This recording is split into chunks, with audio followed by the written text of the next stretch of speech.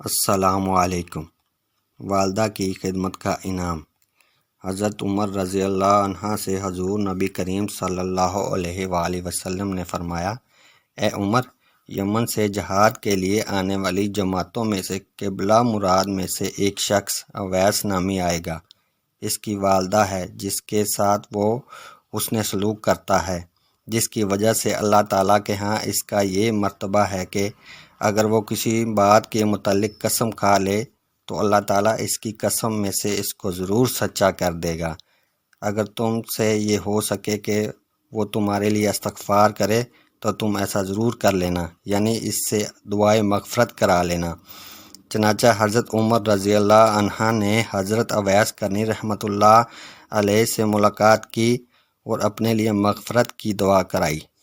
فائدہ: جب کسی سے دعا کے لیے کہا جائے تو اسے چاہیے کہ تکلف نہ کرے اور تواضع کو آڑ بنا کر دعا سے انکار نہ کرے۔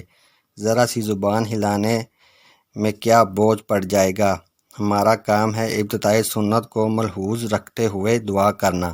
دعا کو قبول کرنے والی ذات تو خداوند قدوس کی ہے۔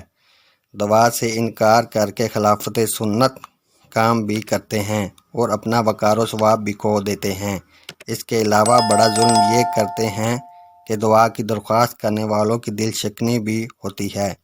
اس لیے خود بھی اپنے چھوٹے بڑے سے اپنے لیے دعا کی درخواست کرتے رہنا چاہیے، اور اگر دوسرے کوئی چھوٹے بڑے ہم سے دعا کی درخواست کریں تو بخوشی قبول کرتے ہوئے اس کے لیے حسب منشا دعا خیر کرتے رہنا چاہیے۔